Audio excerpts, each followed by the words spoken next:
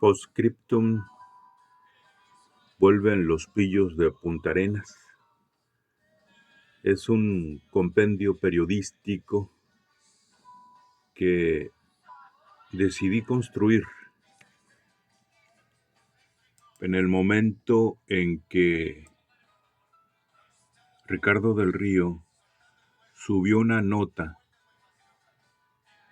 diciendo que regresaba el peinadito a ocupar un puesto en el gabinete del Puchas. Y pues ahí dije, no, pues esto es la parte que me hace falta del asunto de 24 grados de Punta Arenas. Y la dediqué precisamente a José Antonio Ramírez Gómez, alias El Peinadito, por haber regresado a Baja California Sur en su calidad de cómplice de los integrantes del cártel inmobiliario de Punta Arenas, evento que me obligó a construir la segunda parte de la novela 24 grados. A Víctor Manuel Castro Cosío, en su calidad de gobernador de Baja California Sur, al aceptar el regreso del Peinadito como titular, supuestamente, de otra dependencia. A Narciso Agúndez, en su calidad de asesor del gobierno, por ser quien realmente dirige políticamente a los pillos en el poder. A Leonel Cota Montaño, por haber iniciado el entramado de este escándalo político que culminó en el robo a la nación. A Lucía Trasviña Waldenrath, por haber falsificado la firma de la esposa de Mario Mesa Rieke, dueños del predio del Chapulín. A Estela Ponce Beltrán, por haber cambiado las claves catastrales de los vecinos de Punta Arenas. A Marco Alberto Covarrubias Villaseñor, por haber dado carpetazo a mi demanda en contra del Estado. A Jorge Leoncio Álvarez Gámez, por haber ideado el robo a la nación. A Enrique Ortega Romero, por haberse aliado al notario público que ideó el robo a la nación. A Jorge G. Arce, notario público número 59 de la Ciudad de México, por la simulación de los actos protocolarios 6354, 6355 y 6356. Al francés Marcelo Gaume Dumas, por haberse asociado con Arturo Cáceres Nicolín, Ignacio Reynoso Obregón y a Félix Justino Ortega Núñez para robarle a la nación 5.320 hectáreas en Boca de la Salina y sus demasías, en Punta Arenas. A Fernando Arteche Zambada, por haber elevado a rango constitucional el polígono denominado Zona Sur del Paralelo 24 grados, siendo presidente municipal de La Paz su cuñado Enrique Ortega Romero y presidente de la Gran Comisión del Congreso del Estado Raúl Antonio Ortega Salgado. A Guillermo Mercado Romero, por haber recibido un lote de parte de Mario Mesa Rieke. A toda la familia descendiente del Tito Mesa, por haber dado luz a este robo a la nación. Y el libro contiene BCS. En BCS abusaron de AMLO. ¿Quién es el Peinadito? Bahía La Ventana y Ensenada de Muertos. La persecución a Kerry Rogers. El capítulo 2, el francés, 12 apóstoles, 24 grados, 1957-1985. Capítulo 3, el Chapulín, demanda contra el Estado. Cártel inmobiliario, levantan al topógrafo, maña política. El capítulo número 4 dice asesinatos, manual de ocio, ruta ciega, desaparece doctor y el postscriptum. Y esto pues viene siendo el resumen de ese compendio periodístico. Y en su introducción dice, por desconocimiento de la dirección editorial del Instituto de Cultura Subcaliforniana, el libro Baja California Sur ante la Corte Gringa fue manoseado en sus títulos originales, ya que dicho documento de investigación agraria contiene dos trabajos topográficos distintos, uno llamado Demasías de San Cristóbal y el otro 24 grados. Incluso en vinculación editorial no sabían que existía el género judicial para las novelas de esta categoría que, también, pretendió ser un ensayo en materia de tesis agraria. Dedico este libro a Leonel Cota Montaño, Narciso Agúndez Montaño, Marco Alberto Covarrubias Villaseñor y Víctor Manuel Castro Cosío, y le vamos a añadir a Guillermo Mercado porque son los políticos que se amafiaron al notario público Jorge Leoncio Álvarez Gámez y al jurisconsulto Enrique Ortega Romero para este robo a la nación, a los ejidatarios de la Ventana Los Planes, el sargento y Juan Domínguez Cota, y a una docena de pequeños propietarios. ¿Cómo es que le entro a este asunto? Fui contratado por un despacho jurídico para investigar el predio El Chapulín de Mario Mesa Rieke, ubicado dentro de un predio mayor conocido como Punta Arenas, donde me di cuenta que este no había salido del dominio de la nación. Traté de influir en Marco Alberto Covarrubias Villaseñor y Estela Ponce Beltrán, gobernador de Baja California Sur y presidenta municipal de La Paz, pues el predio está dentro de los límites de este municipio y desde luego del territorio de Baja California Sur. Lejos de actuar con legalidad y justicia, estos zampones inmobiliarios oyeron al notario público Jorge Leoncio Álvarez Gámez para beneficiar a unos narcos de Nevada, Estados Unidos. Estela Ponce cambió claves catastrales para despojar de sus propiedades a 12 pequeños propietarios, bajo amenaza de meterlos a la cárcel si no cedían sus derechos patrimoniales. Antes, el entonces gobernador Narciso Agúndez Montaño y el presidente municipal Víctor Manuel Castro Cusillo persiguieron a quien se ostentaba como dueño para meterlo a la cárcel, donde murió por falta de atención médica. Y ahí fue la consumación del robo a la nación. Capítulo 1. ¿Quién es el peinadito? José Antonio Ramírez Gómez, y no Gómez del Campo como su prima Margarita Zavala, la esposa del presidente de la República Felipe Calderón Hinojosa, nació en Tijuana, Baja California, en un barrio de la colonia Juárez, en la residencia marcada con el número 8 de la calle General Ferreira, donde vivió con sus padres hasta 1996, en que desapareció porque se le calentó el terreno al ser asesinado el fiscal de hierro que conocía el caso Colosio, Ernesto Ibarra Santés, hechos ocurridos en la Ciudad de México el 13 de septiembre de 1996. Los narcojuniors y otros matones de Tijuana, comandados por el sanguinario Ramón Arellano Félix, tendrían poco más de 18 años cuando participaron en la balacera en el aeropuerto de Guadalajara, donde perdió la vida Juan Jesús Posadas Ocampo el 23 de mayo de 1993, para de inmediato fugarse en un avión particular y en otro comercial hacia la natal fronteriza Tijuana. A partir de ahí, el exsecretario de Finanzas del gobierno del estado de Baja California Sur, José Antonio Ramírez Gómez, se unió a la familia Jodoyán Palacios a través del noviazgo con Nisa, hermana de Alfredo y Alejandro, y donde puso a la disposición del cártel de Tijuana su local en National City para almacenar la droga que después distribuían para la Unión Americana.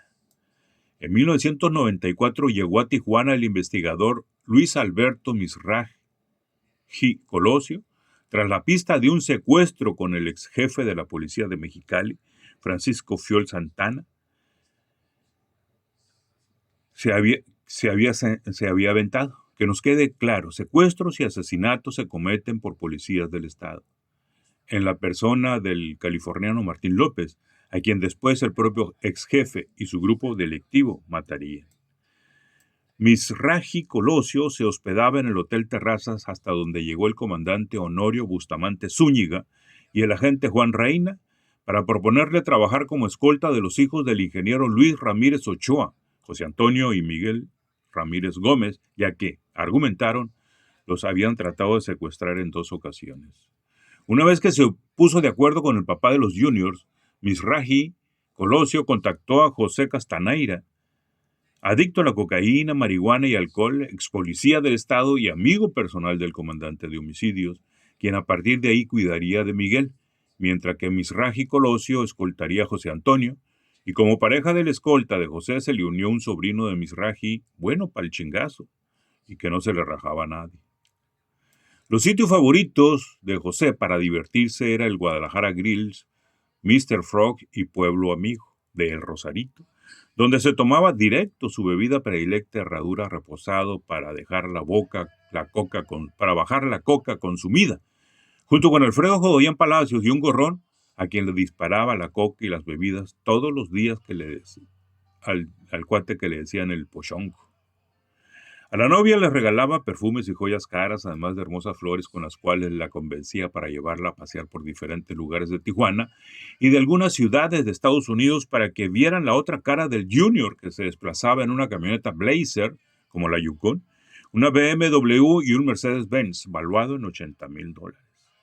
La mamá de Nisa, Alejandro, Alfredo y Agustín, Cristina Palacios Roji, recuerda los días felices en que sus hijos eran unos niños que se paseaban en triciclos, patinetas y bicicletas en el arbolito, hasta que se les unió Ramón Arellano y José Antonio Ramírez Gómez para cambiarle la vida.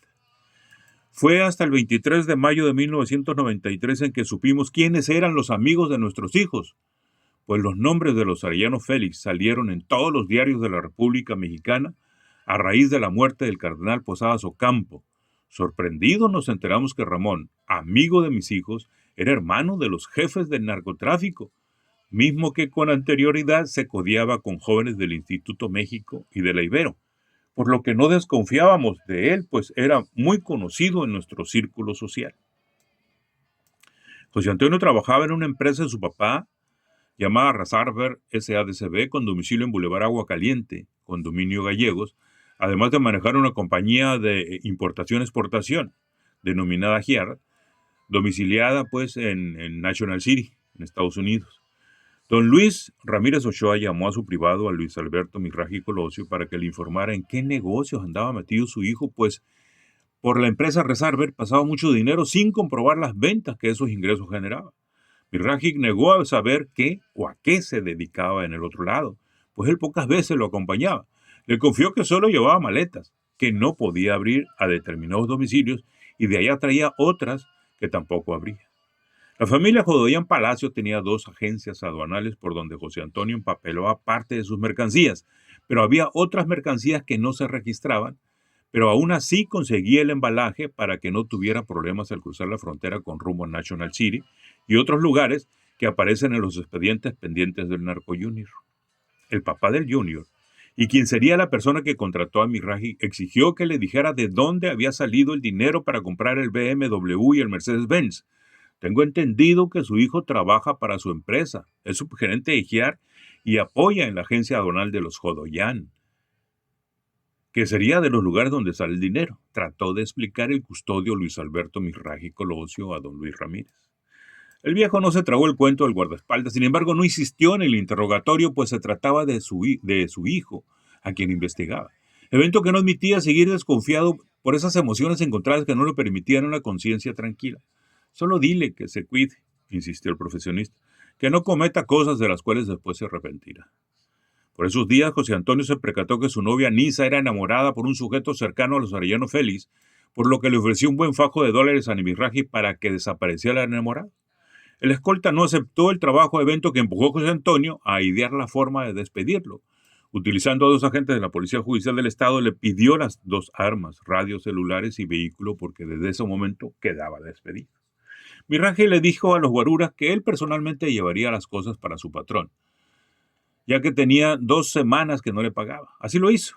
Por la mañana llegó al domicilio donde se encontraba José, pero este no le abrió. Mirraji deslizó por las rejas de la entrada las armas, una 380 y una 357, el celular de tiempo ilimitado para su uso de una compañía gringa, el walkie-talkie y las llaves del Gran Marquis que dejó estacionado afuera.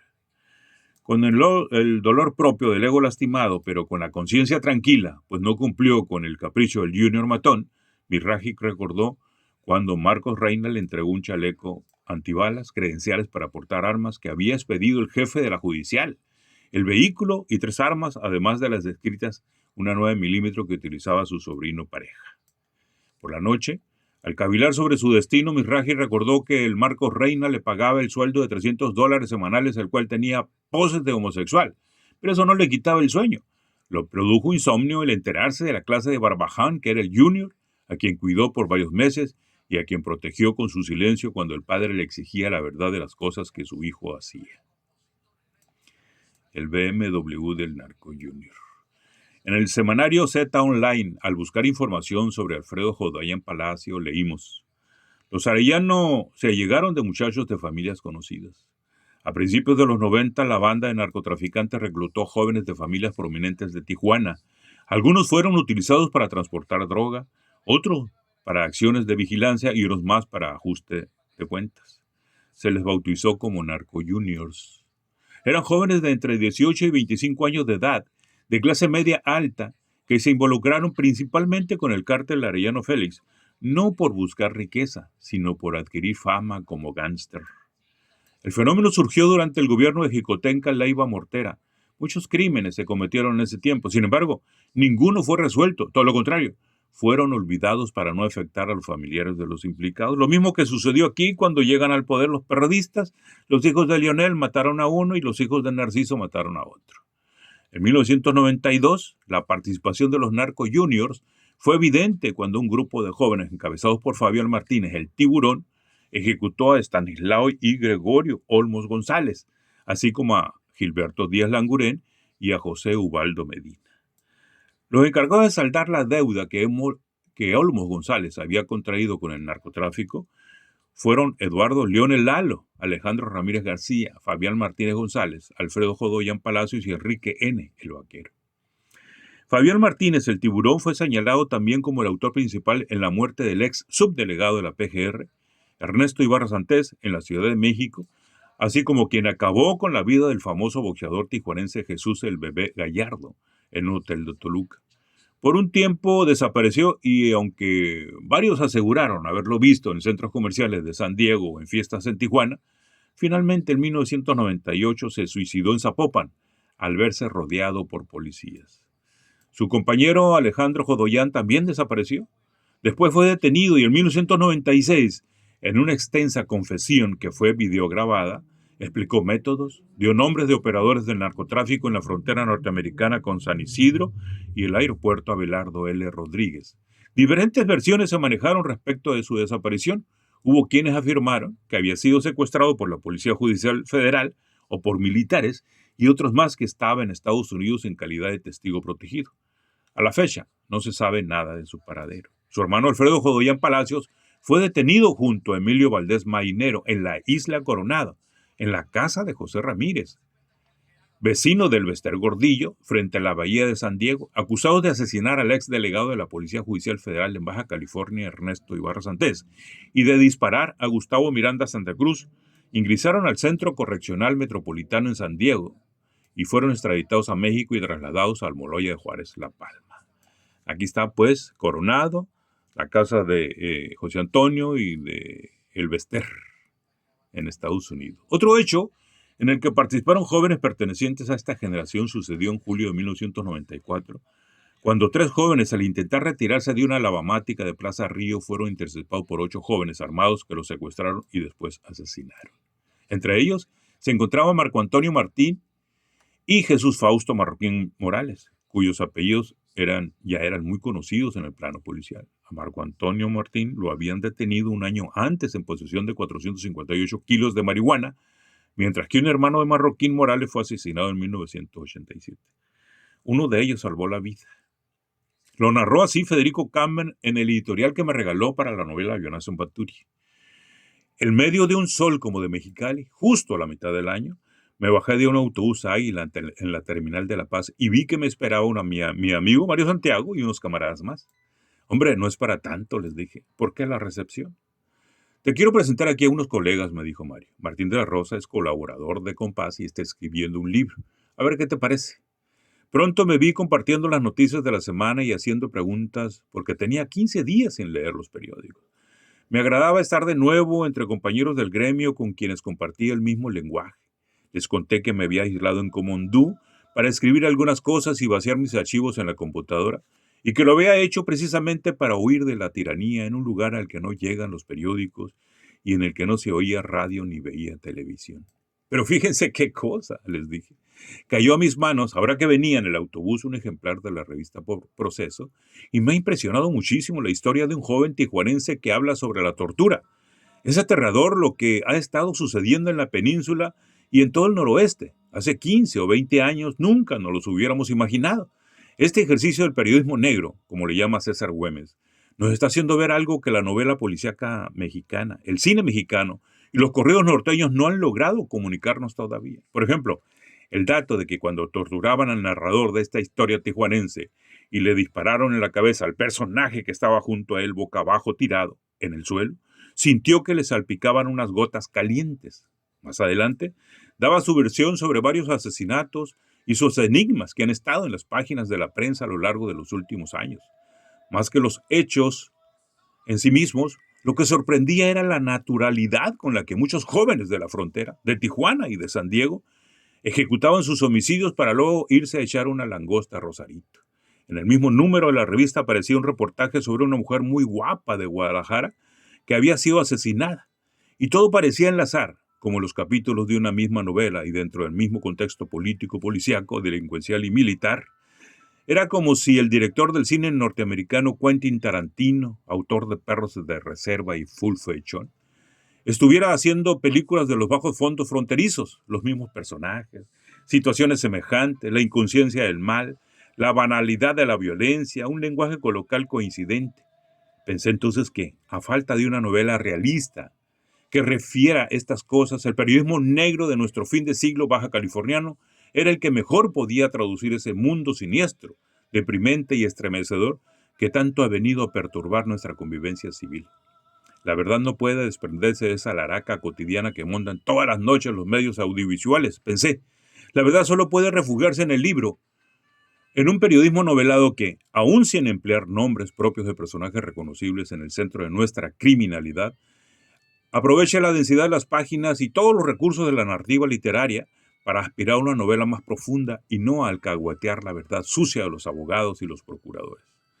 Un libro es un sistema de relaciones y puede escapar, como un ciclista que se fuga del pelotón, a la superficialidad propia de los noticieros y a la brevedad de los cables.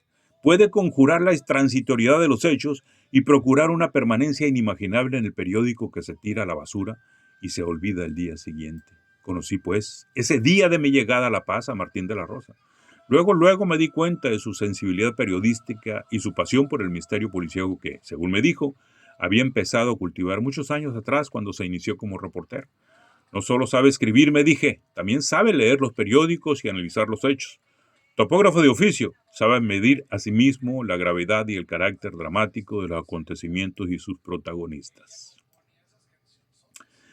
Y es aquí, pues, enseguida donde se inicia la investigación agraria, que vendrá en otra entrevista.